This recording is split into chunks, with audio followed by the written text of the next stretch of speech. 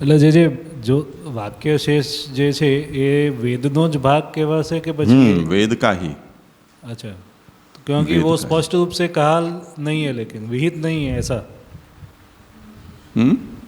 वाक्य शेष जो है वो विहित नहीं है, लेकिन वो तो हम वो ले लेते हैं उससे, ऐसे ऐसे समझना। नहीं नहीं, वेद ही है।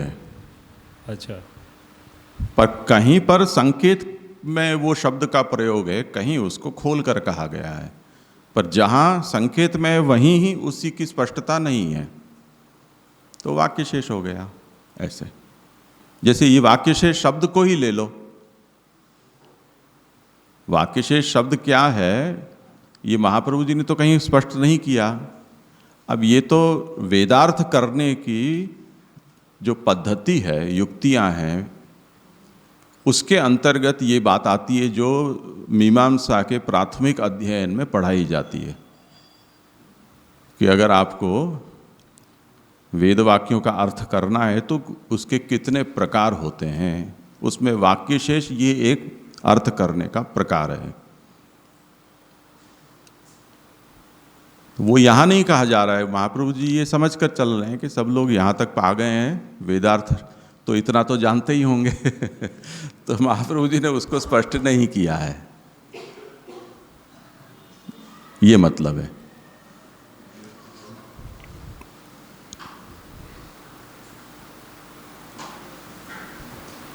जी जी, यहाँ पे ये अब अगर ऐसे हम लेंगे, ये अर्थ अगर ऐसे लेंगे तो फिर वहाँ पे अगर जिस जहाँ से रेफरेंस ले रहे हैं हम, वहाँ पे उसने अगर उस पारिभाषिक अर्थ में, मतलब ऐसे अपन पारिभाषिक रूप में उसने लिया होगा वो शब्द का अर्थ, तो फिर तो एक डिफरेंस हो जाएगा ना उसमें। हाँ, उसके लिए थोड़ी दिमाग लगाना पड़ता है, वही श्री महाप्रभु जी यहाँ लगा कर दिखा रहे हैं, क्योंकि आम लोगों की ऐसी ही अनुभूति है या प्रतीति है कि स्वर्ग का मतलब लोक,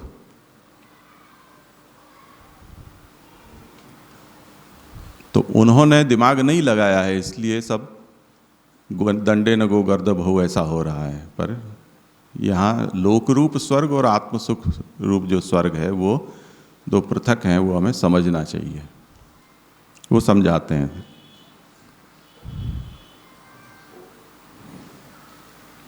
दुखानुभव सहित सुखानुभवो लौकिक। लौकिक जो स्वर्ग है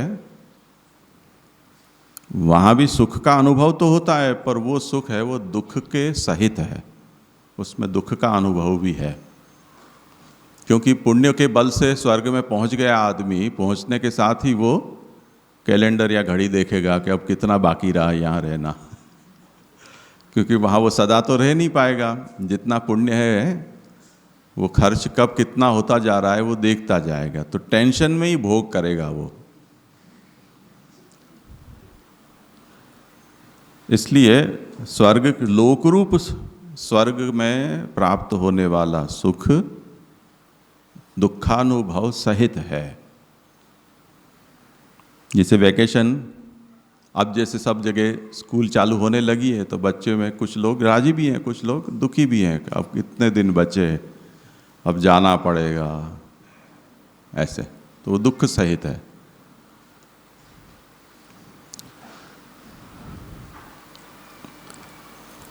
स्वर्ग अन्यथा सुखयो दुखानुभव सहित सुखानुभव लौकिक स्वर्ग, पूर्ण विराम थोड़ा आगे पीछे हो गया है इसमें, स्वर्ग के बाद होना चाहिए। अन्यथा अलौकिकत्वात् सुखानुभवश्च अनंतरमेव कालेन ग्रस्यते।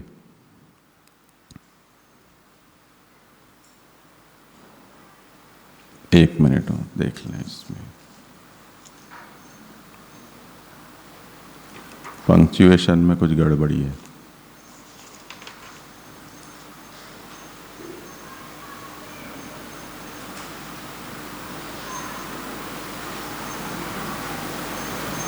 हाँ नहीं, सही है, जैसा था वही, बदलना मत। दुखानुभव सहित सुखानुभवो लौकिक, स्वर्गो अन्यथा अलौकिकत्वात्।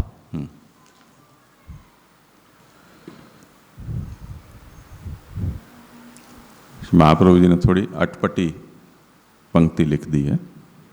अन्यथा स्वर्ग है वो तो अलौकिक है, ये श्री महाप्रभु कहना चाहते हैं। क्यों अलौकिक है? क्योंकि उसमें दुख नहीं है, पर लोक रूप स्वर्ग में तो दुख साथ में जुड़ा हुआ है।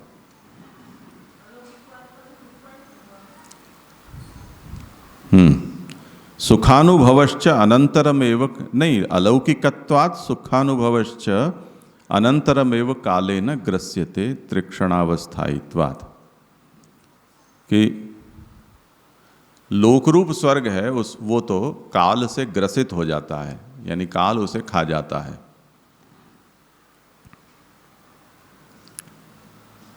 क्योंकि वो त्रिक्षणावस्थायी है, यानी काल में जो कुछ भी है वो टिकता नहीं है, काल के साथ बह जाता है। तो लोकरूप स्वर्ग की जिसको प्राप्ति होती है उसे भी काल खा जाता है, उसके सुख को भी टिकने नहीं देता है। न तथा वैदिकः, जो वैदिक है उसमें ऐसा नहीं है, यानी आत्मसुख रूप जो स्वर्ग जो वाक्य शेष में कहा गया है, यन्न दुखे न संभिन्नम न च ग्रस्तम अनंतरम, वो जो सुख है उसमें दुख का मिश्रण भी नहीं है और काल उसे खाता भी नहीं है, वो नित्य है।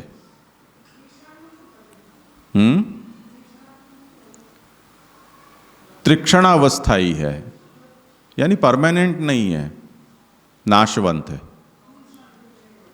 नाशवंत है, विनाशी है, यानी वो विनाशशील है, ऐसा उसका मतलब है।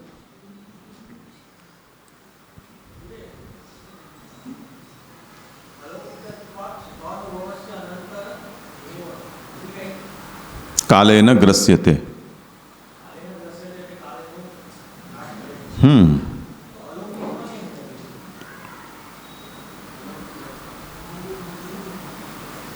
वो तो ऊपर के लिए कहा ना, स्वर्ग अन्यथा अलौकिकत्वात्।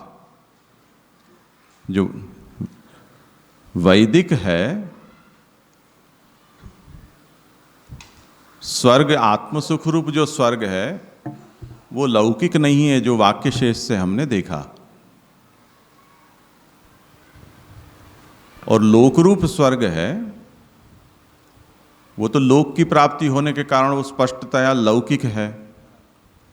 लौकिक होने से लोक में जिस तरह से जो भी सुख होता है वो दुख मिश्रित होता है, उसी तरह स्वर्ग में प्राप्त होने वाला सुख है वो भी दुख मिश्रित होता है। परंतु जो वैदिक स्वर्ग है वो लोक रूप नहीं है, वो लौकिक नहीं है, वो अलौकिक है।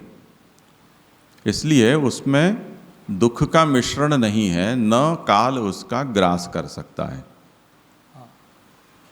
ये बात कही गई। तो अलौकिकत्वात् है, हाँ, तो अलौकिकत्वात् सुखानुभवश्च अनंतरम एव, तो वो साथ में आएगा। और कालेन ग्रस्यते फिर अलग से लेना पड़ेगा कि कालेन ग्रस्यते यानी काल उसका भक्षण करता है, वो हो गया ना। हाँ, त्रिक्षणावस्थायित्वात्। हाँ, तो मेरा कन्फ्यूज़न इसलिए हो रहा है कि यहाँ पे कुछ ये सब एक साथ में आता हुआ लगता है। अथवा अलौकिकत्वात् सुखानुभवश्च अनंतरमेव कालेन ग्रस्यते, तो उसका मतलब ऐसा समझ मेरे को आता है कि अलौकिक जो है उसका सुख का अनुभव अनंत भी है और काल का भक्षण भी है, तो वो दोनों एक साथ में कैसे होएगा? वो कुछ पंचुएशन में मिक्स कर। ये मूल जो कारिका है उसके शब्द का यहाँ उद्धरण लेकर और उसको स्पष्ट कर रहे हैं, इसलिए वो रिपीट हो रहा ऐसा लग रहा है। मूल में क्या कहा? यन्न दुखेन संभिन्नम न च ग्रस्तम अनंतरम, तो वो अनंतरम जो है वो मूल का है। नहीं, वो बराबर है।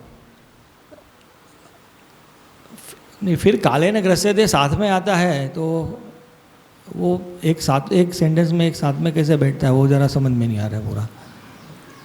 वो क्या कहना चाहते हैं मैं समझ गया, लेकिन ये अलौकिकत्वात् सुखानुभवश्च अनंतरमेव कालेन ग्रस्यते, वो एक साथ में उसका मीनिंग करेंगे, एक साथ में पढ़ के एक एक लाइन में ही है, तो उसका मीनिंग कैसे होएगा वो? हाँ देख लो, अलौकिक, हाँ अलौकिक आगे से देख लो। हाँ वाक्य शेष शाखांतरे प्रसिद्ध, ये हो गया।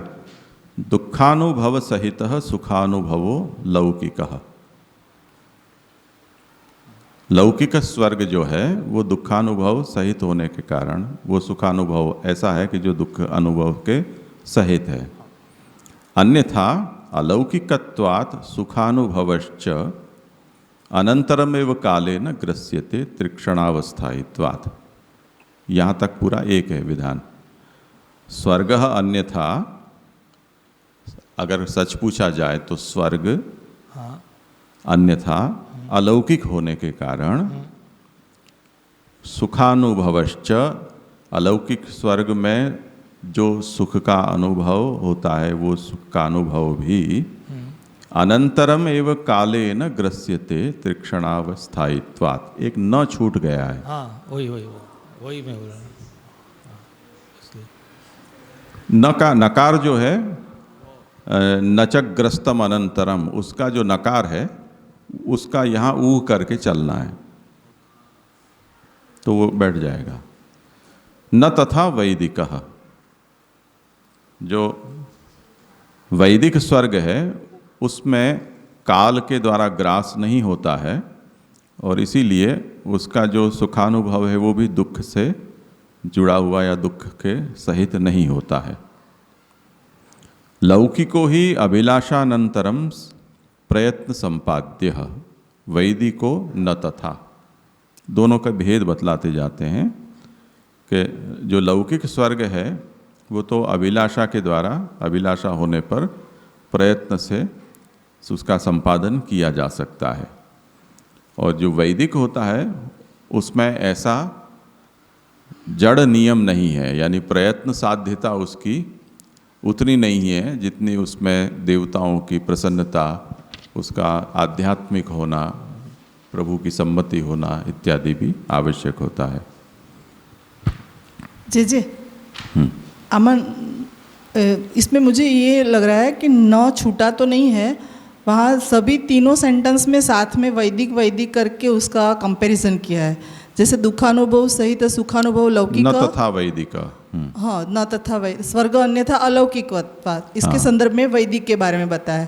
फिर आगे बताया सुखानुभवस्य अंतरमेव कालेन ग्रस्यते, वो लौकिक के लिए बताया। फिर न तथा वैदिक, तो उसको अलग कर दिया, तो न छूट तो नहीं गया है, मतलब तीनों का निराकरण एक साथ किया। हाँ बस ऐसे। लौकिक ऐसा है, ऐसा वैदिक नहीं है, ऐसा उसका अन्वय। ऐसा करेंगे ना तो अलौकिकत्वात् वो जो नहीं बैठ रहा है। फिर यदि ऐसा करेंगे कि न तथा वैदिक, ऐसा करेंगे तो अलौकिकत्वात् ये नहीं बैठ रहा है।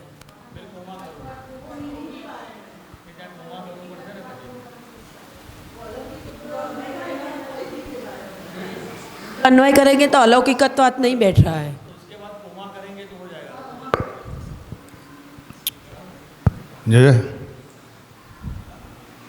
ये अभी स्वर्ग शब्द का क्लियर ये नहीं हो पा रहा कि जब ऊपर के लोग हैं उसमें 7 लोग दिखाए, तो पहले जो है स्वर्ग को देवताओं को लोग माना गया है, फिर इसके बाद में क्रम से जाते हैं ब्रह्मलोक तक पहुंचते हैं, तो उनमें स्वर्ग शब्द कहीं नहीं आता है जो स्वर्ग में है।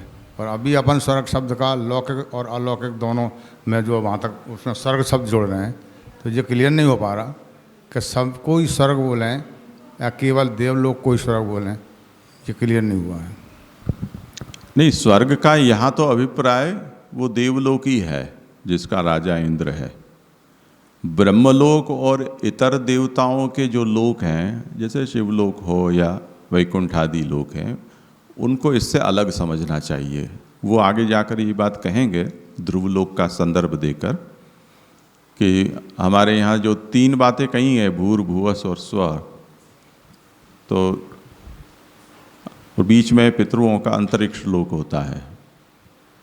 तो यहाँ पर जो बात कही जा रही है कर्म मार्गी जो की गति जो स्वर्ग में होती है, वो लोक रूप स्वर्ग है, वो देवलोक को ही स्वर्ग लोक कहा जाता है, और लोकों को इसमें नहीं गिनना चाहिए।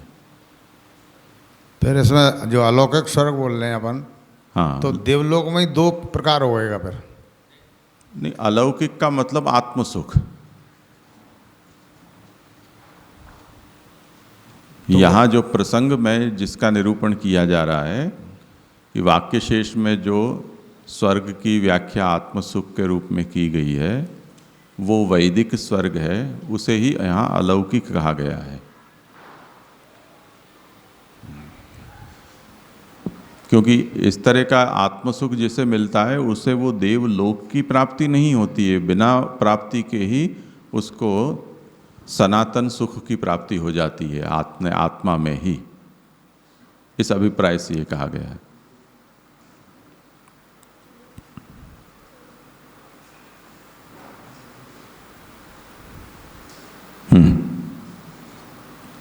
तादृशम सुखम किम इत्याकांक्षायाम विषयजन्यम तथा भवितुम नार्हति दुख संभेदकस्य आवश्यकत्वात्। ये यहाँ जो कहा है, जिस सुख की चर्चा हो रही है वो सुख क्या है, तो कहते हैं कि विषयजन्य जो सुख होता है वो तो ऐसा नहीं हो सकता है, क्योंकि उसमें दुख का मिश्रण होता है। नापि परमानंद, जो परब्रह्म का आनंद है वो भी ऐसा नहीं होता है, और क्योंकि वो ईश्वराधीन है, यानी प्रयत्न से प्राप्त होने वाला वो नहीं है। ईश्वर जिसको चाहे उसी को अपना आनंद देते हैं। अतः आत्मसुखमेव तादृशम भवति। इसलिए वाक्यशेष में जो सुख की बात कही गई है वो तो केवल आत्मसुख ही अब उसका अर्थ बचता है। तो ये पारिशेष्यात अर्थात तो श्रुतार्थापत्ति, इसके प्रामाण्य से श्री महाप्रभु हमें ये समझाते हैं कि लोकरूप स्वर्ग और आत्मसुख रूप स्वर्ग, ये स्वर्ग के दो भेद हमें समझने चाहिए, स्वीकारने चाहिए। तो ये जो किसी ने प्रश्न किया था ना, नंदीश ने शायद किया था, ये उस विषय में समाधान देते हैं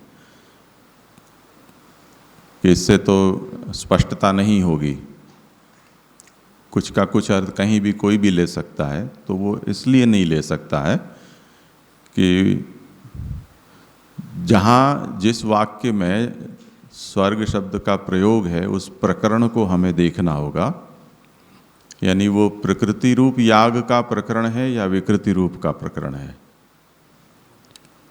क्योंकि प्रकृति रूप याग है उसका नित्य फल होता है, विकृति का अनित्य फल होता है। यानी काम्य जो याग हैं उसका फल नित्य याग का फल नहीं हो सकता है। तो विकृति याग का विधान जहाँ पर हो रहा हो वहाँ अगर स्वर्ग शब्द का प्रयोग होता है तो हमें ये समझना चाहिए कि ये लोक रूप स्वर्ग की बात की जा रही है। और अकर्ण्य प्रत्यवाय होता हो ऐसा जो नित्य याग है उसके संबंध में कहीं विधान है यज्ञ का, और वहाँ स्वर्ग शब्द का प्रयोग है, तो हमें समझना होगा कि वो आत्मसुख रूप स्वर्ग की बात वहाँ की जा रही है।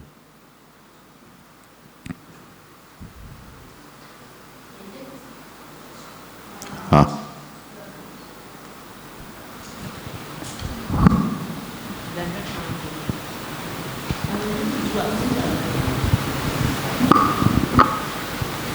पहले आपने जो बताया, जो स्वर्गलोक प्राप्त होता है हीन अधिकारी लोगों को, जिनको यज्ञ के देवता भी संतुष्ट नहीं होते और उनको कुछ ब्रह्म ज्ञान भी नहीं है, तो उनको जो स्वर्गलोक की जो प्राप्ति है तो ये लौकिक स्वर्गलोक माना जाए, कैसे लिया जाए जी? हाँ, लौकिक तो सब दुख सहित है, वो जो लोक की प्राप्ति होती है उनको दुख सहित।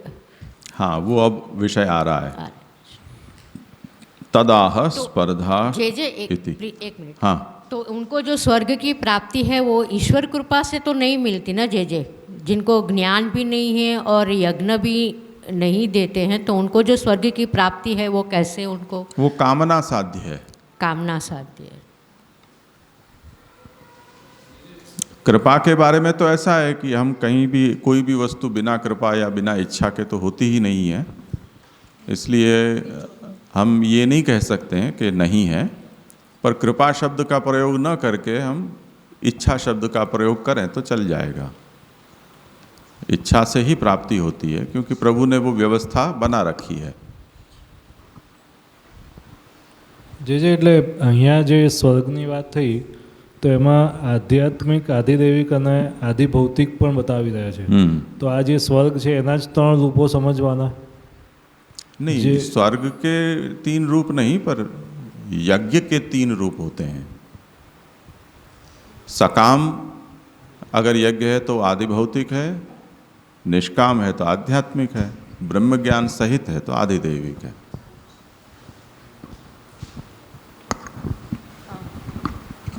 जे ये तादृशम सुखम किम, ये जो शंका है और उसका निवारण कुछ समझ नहीं आया।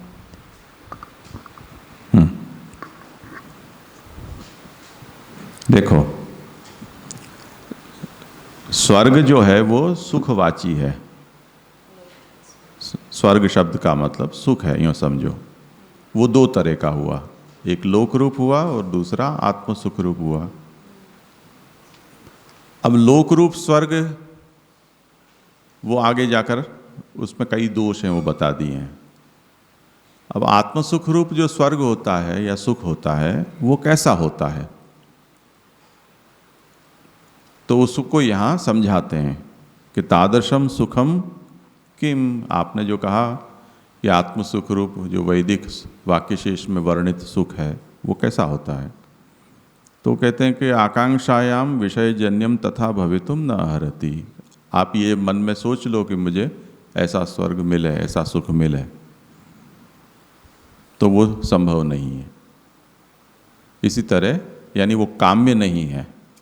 आकांक्षायाम का मतलब वो काम्य नहीं है, वो नित्य यज्ञ का फल है। दूसरा, वो विषयजन्य नहीं है।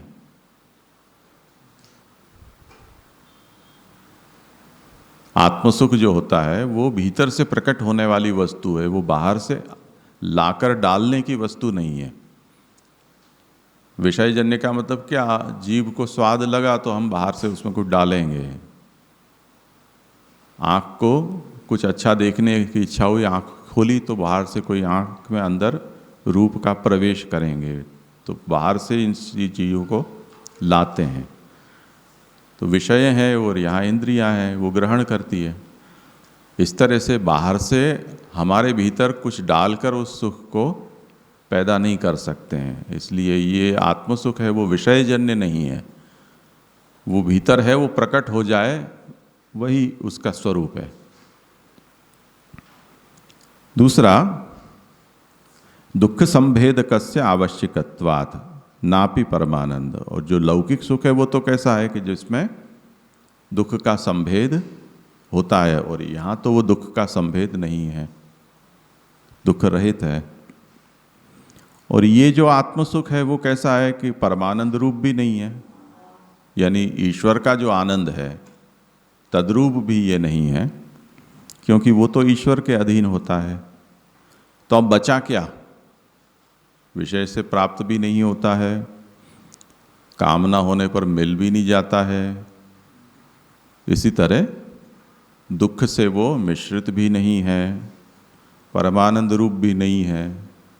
तो सुख की जितनी जितनी भी संभावनाएं हैं, वहाँ कहीं भी ये वाला आत्मसुख बैठ नहीं रहा है। तब हमें उसे कोई एक अलग कक्षा देनी होगी। तो वो है आत्मसुख रूप स्वर्ग, जो लोक रूप स्वर्ग से भिन्न है।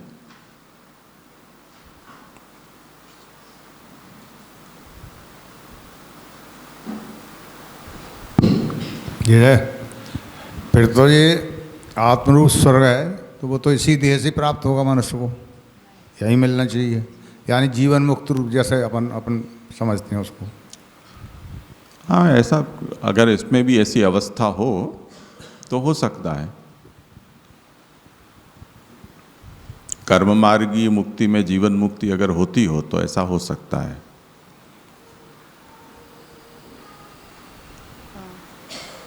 इसमें कहा कि ईश्वराधीन नहीं है, तो स्वयं ईश्वर का स्वरूप है ऐसा कि नहीं, ईश्वराधीन नहीं है ऐसा नहीं, परमानंद है वो ईश्वर के अधीन है, और ये जो सुख है वो परमानंद रूप तो नहीं है, इसलिए आत्मसुख किसे होगा उसके लिए ये व्यवस्था बताई कि ब्रह्मज्ञान सहित पंचविध यज्ञ करेगा तो हो जाएगा। उसकी प्रक्रिया बता दी कि उसका अंतःकरण है वो सत्वाकार हो जाए, सभी कामनाएं निवृत्त हो जाए, अधिकृत यज्ञ के सभी देवताओं उसके ऊपर प्रसन्न हो जाएं। ऐसा सब जब होगा तब वो आत्मसुख प्रकट हो जाएगा। तो वो जो परमानंद है उससे तो अलग बात हो गई ना ये।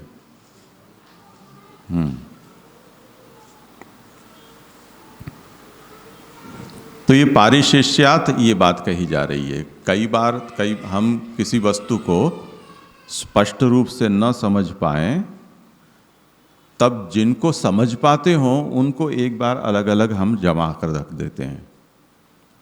अब जो नहीं समझ में आ रही है उन चीज़ों को सामने रखा, वो अब कम मात्रा में रह गई है, तब हम क्या कहेंगे, अब इसको क्या नाम दें? आप जो नाम दे दो। जिनका नाम आपको पता है उनको तो अलग अलग कर दिया ना। उससे ये अलग है ये भी आपने जान लिया है, आपको उसका नाम पता नहीं है। अब नाम दे दीजिए, एक लेबल लगा दो, मिसलेनियस, अनामिका, ऐसा कुछ भी, तो कुछ भी नाम तो दे ही दिया ना ऐसे।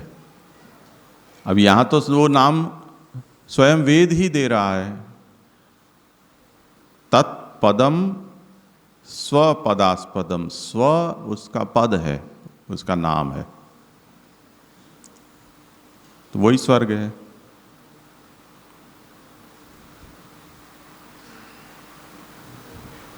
हाँ, धन्यवाद प्रणाम जी।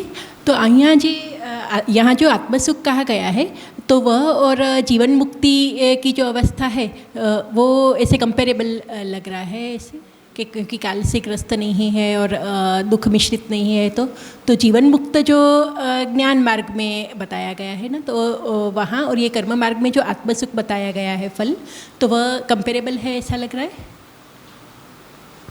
इन्हें भी यही कहा था, मैंने उसका वही उत्तर दिया था कि कर्म मार्ग में जीवन मुक्ति होती हो जी, तो ऐसा कहा जा सकता है जी।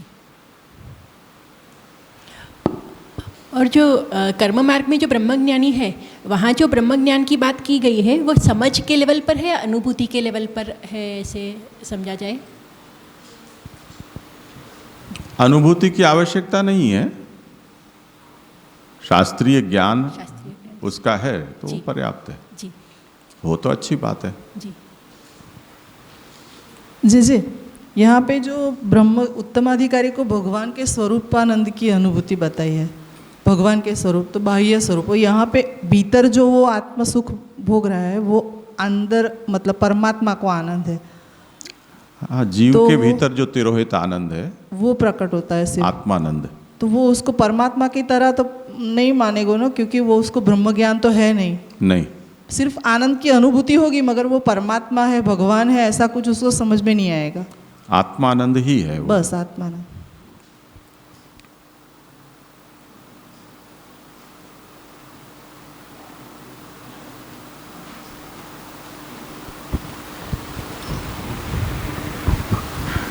એટલે જે અહીંયા જે સ્વર્ગની વાત કરી તો જે ઉત્તમ અધિકારીને જે સ્વર્ગ મળી રહ્યું છે તો એ અલૌકિક સ્વર્ગ કરતાં પણ વિશેષ હશે।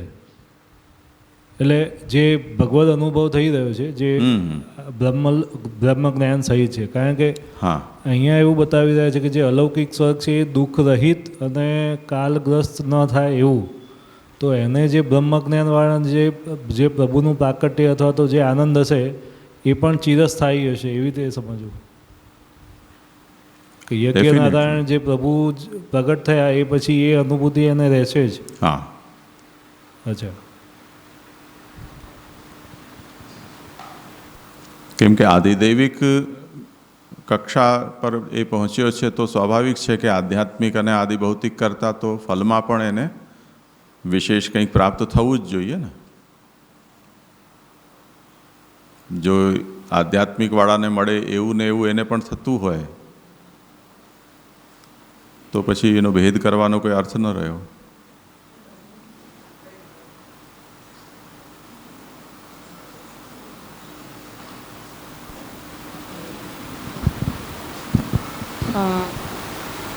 जिसको ब्रह्म ज्ञान है और कर्मनिष्ठ है उसको ये अलौकिक स्वर्ग प्राप्त है और उसके यज्ञ नारायण का प्राकट्य है उसको ब्रह्म ज्ञान वाले को. हाँ, तो जिसको आत्मानंद का ज्ञान है उसको ब्रह्म ज्ञान नहीं है, ऐसा कैसे हो सकता है? आत्मानंद का ज्ञान ये यहाँ कोई इश्यू ही नहीं है. फल, हाँ, जो निष्काम कर्म करता है उसे आत्मानंद की प्राप्ति होती है, ये उसका फल है.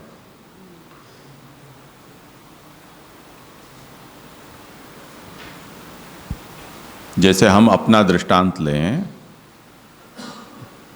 प्रायः हमारे कर्म कोई न कोई कामना से जुड़े हुए होते हैं और आज नहीं तो कल कभी न कभी उसमें कोई न कोई दुख भी हमें या किसी को और को हमारे कर्म के कारण होता ही है. पर एक आध दो नमूने के तौर पर कुछ निष्काम कर्म भी हमारे द्वारा कभी हो जाते हैं, वो बड़ा आनंद देता है हमें.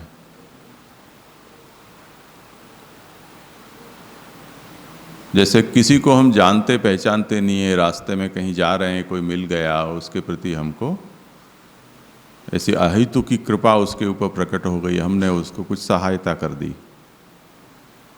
फिर कभी हम उससे मिलने भी वाले हैं कि नहीं हमें पता नहीं है, वो हमें आत्मसंतोष बढ़ा देता है कि हमने कुछ अच्छा किया. तो जो ये निष्काम कर्म है वो सिर्फ कर्मनिष्ठ है, उसको ब्रह्म ज्ञान नहीं है. ब्रह्म ज्ञान नहीं है.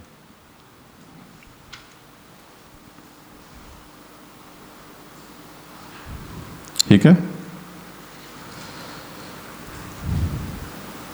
अतः आत्मसुखमेव तादृशम भवति. तो वाक्य शेष में जो आत्मसुख रूप स्वर्ग कहा उसकी यहाँ पर अच्छी तरह से समझ हमें प्राप्त हुई. अब इसमें जो ये बात कही गई कि ऐसा भी सुख होता है कि जो दुख मिश्रित होता है, ऐसा भी सुख होता है कि जिसका काल ग्रास बना लेता है, तो वो कैसा होता है जिसको स्वर्ग लोक के दृष्टांत से हमें समझाया गया है. तो उसको अब समझाते हैं कि स्पर्धा सूयादि दुखानि स्वर्गिणाम स्यु सदा ध्रुवम प्रवृत्ति मार्ग निष्ठत्वात् न ध्रुवो परि तद्गति ही. स्पर्धा, असूया आदि जो दुख होते हैं वो स्वर्ग में रहने वालों को सदा होते ही हैं, क्योंकि वो प्रवृत्ति मार्ग में निष्ठा वाले हैं और इन लोगों की ध्रुवलोक से ऊपर कभी भी गति नहीं हो पाती है.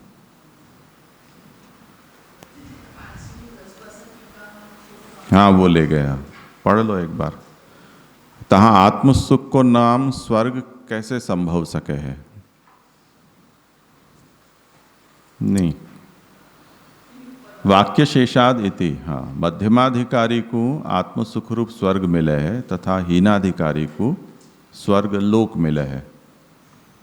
तहाँ जो ब्रह्मज्ञान रहित होए परंतु यथार्थ कर्म करी के अग्निहोत्रादि के अधिकारी देवता जापे संतुष्ट हो जावे, तासु जाको यज्ञ आध्यात्मिक हो जावे, वाको अंतःकरण सत्वाकार होए के सब प्रकार की चेष्टा करी के रहित शुद्ध हो जाए, तब वाको आत्मानंद प्रकट हो जाए है. और जो ब्रह्मज्ञान करी के वो रहित होए और जाके यज्ञ में देवता हो संतुष्ट नहीं होए, वाकु स्वर्ग लोक जो प्रसिद्ध है वाकी प्राप्ति होए है। तहाँ आत्म सुख को नाम स्वर्ग कैसे संभव सके, ऐसे संदेह में शाखांतर में प्रसिद्ध जो वाक्य शेष हैं तासो निर्णय करे हैं वाक्य शेषादिति से। जो दुख सहित नहीं होए, जा सुख को काल ग्रास नहीं कर सके, जो सुख अभिलाषा करी के प्राप्त हो जाए, सो जो सुख है सो स्वर्ग पद को अर्थ है। देवासुराः संयत्ता आसन इत्यादि श्रुति में स्वर्ग में स्पर्धा आदि होनो लिखियो है। तासो स्पर्धा ईर्ष्या आदि दुख होए वैसो स्वर्ग को सुख हो दुख सहित ही है। लौकिक सुख हो काल करी के ग्रस्त है, दुख सहित है, तथा अभिलाषा करी के प्राप्त नहीं होए किंतु प्रयत्न सो ही प्राप्त होए है। ऐसे ही परमात्मा को आनंद है, सोहु जीव की अभिलाषा सो प्राप्त नहीं होए, ईश्वराधीन है। ईश्वर जाकू दियो चाहे वाकू ही मिले है। तासो दुख रहित कालग्रास रहित अभिलाषा सो प्राप्त होवे वारो ऐसो आत्म सुख अर्थात अंतःकरण को जो आनंद है वो ही स्वर्ग पद को अर्थ हो सके है।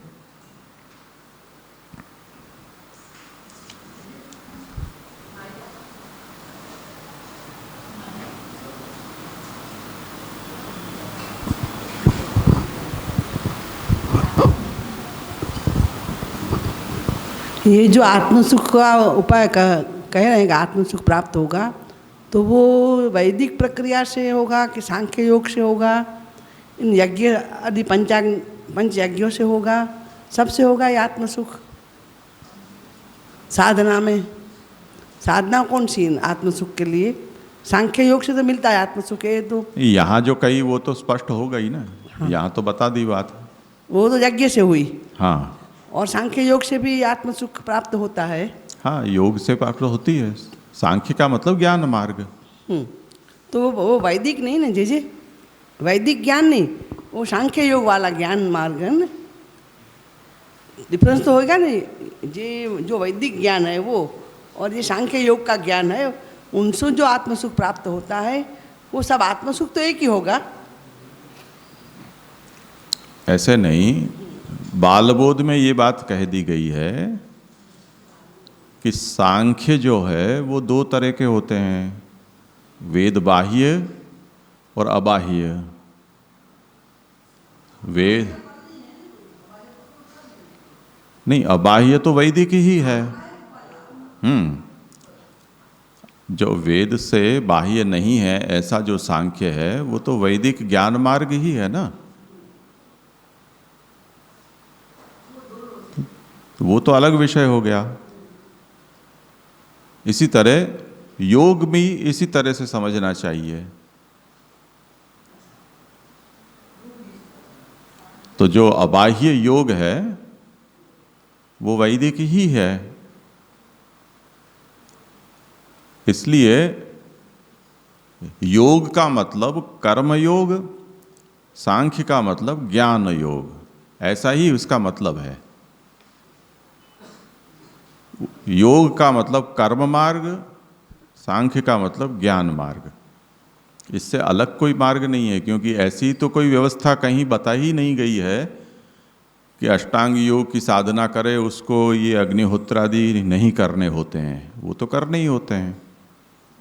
बाकी बात तो अतिरिक्त है, वो अपनी इच्छा है, करो चाहो तो आप करो, न चाहो तो मत करो। इसी तरह सांख्य मार्गी के लिए कोई अलग साधना थोड़ी है कोई, वो ज्ञान साधना ही तो है। वो उपनिषद ज्ञान है, वही उसी की दीक्षा है और उसी की वैराग्य की साधना है, उसकी ब्रह्मचिंतन की। उसके अलावा और कोई नहीं है साधना। इसी के लिए तो बालबोध कहा ना।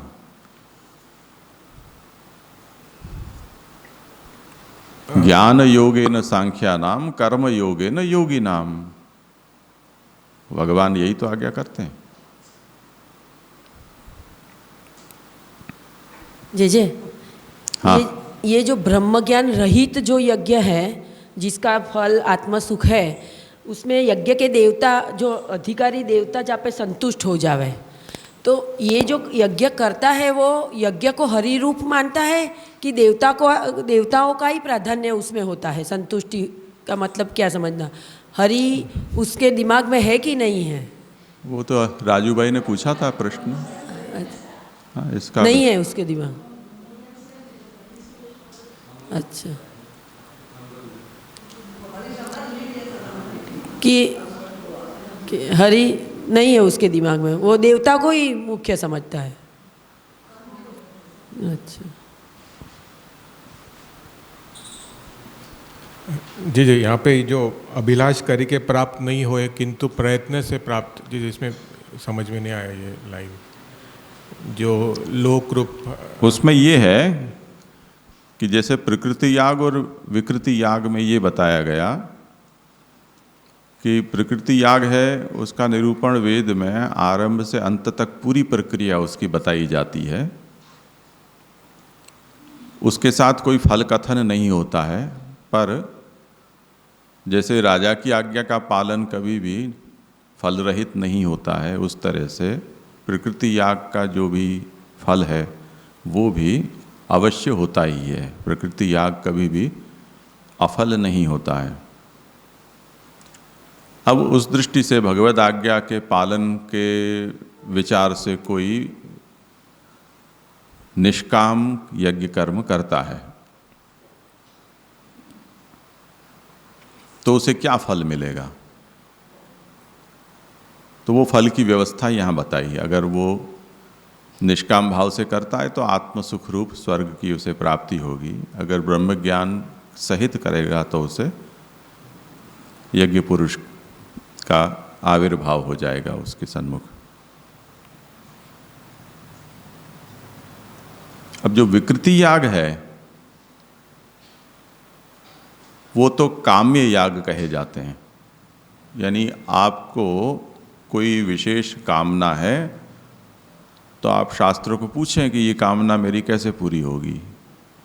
तो हमने जैसे 2-3 दृष्टांत देखे कि घी की आहुति की जगह दही की आहुति कर दोगे तो तुम्हारी ये कामना पूर्ण हो जाएगी। या यूप है वो खदिर के वृक्ष का न करके पलाश के वृक्ष का यूप आप स्थापित करोगे तो आपकी ये कामना पूर्ण हो जाएगी। तो सकाम के लिए ये बातें कही गई हैं। उस पर ये प्रश्न आया था कि तेजस ने शायद पूछा था कि अगर नित्य कर्म के अंदर ही कोई व्यक्ति एक आध सकाम कर्म कर देता है तो फिर वो पूरा कर्म सकाम कर्म कहा जाएगा, यानी विकृति याग बन जाएगा या प्रकृति राग रहेगा? इसका विषय आगे भी आएगा, यहीं पर उसका निराकरण भी किया जाएगा। पर तब हमने ये देखा था कि वो अंशतः सकाम है, अंशतः निष्काम है। अब आप जो प्रश्न कर रहे हैं अब वो करें। ये तो स्पष्ट हो गया ना इतनी बात? वही समझना था कि यहाँ पे बता रहा है कि अभिलाष करके नहीं लेकिन प्रयत्न से करना है। तो अभिलाषा आपको हुई, निष्काम जो कर रहा है उसको क्या कहा है कि वो कभी अफल नहीं होता है कर्म। आप करोगे तो वो जो सकाम से प्राप्त होने वाले फल तो आनुषंगिक फल के रूप में आपको यहाँ सिद्ध हो ही जाएंगे। जैसे कोई आदमी कहीं पर नौकरी करता है